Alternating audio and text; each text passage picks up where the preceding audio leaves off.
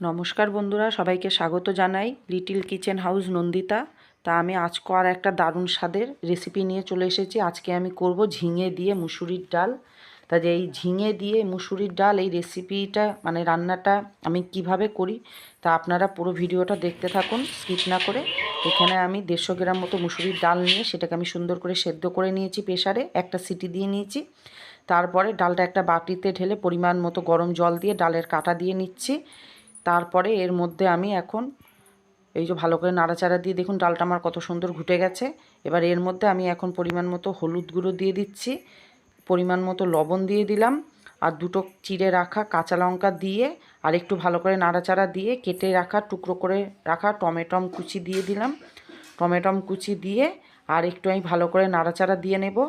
নিয়ে এর মধ্যে আমি টুকরো করে রাখা ঝিঙেগুলো দিয়ে আমি এর সাথে ভালো করে মিশিয়ে এখন এই ডালটাকে আমি প্রেসারের মধ্যে দিয়ে আমি আর একটু হালকাভাবে সেদ্ধ করে নেব ঝিঙেটা। তা আমি ঝিঙেটা প্রেসারেই করছি, তা প্রেসারের সিটি মানে ঢাকনাটি আলগাভাবে দিয়েছি। এরকম ঝিঙেটাও আমার সেদ্ধ হয়ে গেছে। আমি এখন বাটিতে ঢেলে নিলাম ডালটা। এদিকে আমি গ্যাসে কড়াই বসিয়ে দিয়েছি, কড়াইতে সর্ষের তেল দিয়ে দিলাম। তেলটা আমার পরিমাণ মতো গরম হয়ে গেছে, সেই জন্য আমি এখানে দুটো শুকনো লঙ্কা সম্বারে দিয়ে দিচ্ছি। আমি ডালটা যেহেতু এখন সম্বার দেবো, আর এখানে এই পাঁচফোড়ন দিচ্ছি। তা বন্ধুরা আপনারা তো মানে ম্যাক্সিমাম রান্নাতেই তো পাঁচফোড়ন দেন, তা পাঁচফোড়নের সাথে আপনারা একটুখানি যদি জিরে দিতে পারেন তাহলে স্মেলটাও খুব সুন্দর আসে আর স্বাদটাও খুব সুন্দর আসে। এইবার ফোড়নটা আমার গরম হয়ে গেছে, মানে ভাজা ভাজা হয়ে গেছে। এর মধ্যে আমি ডালটা দিয়ে সম্বার দিয়ে দিচ্ছি, দিয়ে ভালো করে নাড়াচাড়া দিয়ে নিলাম ডালটা। দেখুন সুন্দর করে নাড়াচাড়া দিয়ে নিচ্ছি। এবার এর মধ্যে আমি পরিমাণ মতো চিনি দিয়ে দিচ্ছি, আর পরিমাণ মতো একটু লবণ দিয়ে দিলাম। দিয়ে আর একটু ভালো করে আমি নাড়াচাড়া দিয়ে নেব। ডালটা ফুটে ওঠা অবধি আমি একটু অপেক্ষা করব। দেখুন সুন্দর করে নাড়াচাড়া দিয়ে নিয়েছি। এতে কালারটাও কতটা সুন্দর এসেছে এতে টমেটম দেওয়াতে। আর বন্ধুরা আমার একটা ভুল হয়ে গেছে, আমি এই মানে পেঁয়াজ দেবো, তা পেঁয়াজটা আমি দিতে ভুলে গেছিলাম।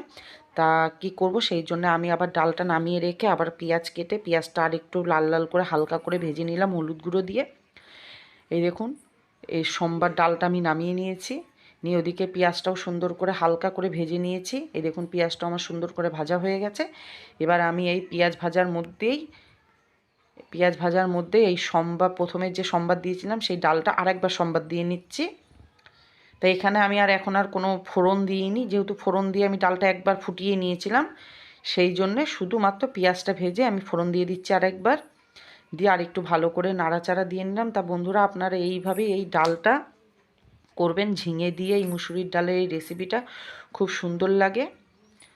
দেখুন ডালটাও আমার সুন্দর করে ফুটে উঠেছে।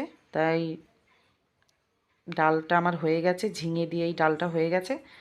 তা আপনারা এই রেসিপিটা অবশ্যই একবার হলেও বাড়িতে এই ডালটা এইভাবে রান্না করে খাবেন,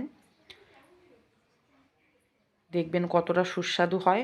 এই দেখুন কালারটাও কতটা সুন্দর এসছে। তা বন্ধুরা আপনারা এই রেসিপিটা যদি ভালো লাগে অবশ্যই লাইক কমেন্ট শেয়ার করে দেবেন। টাটা।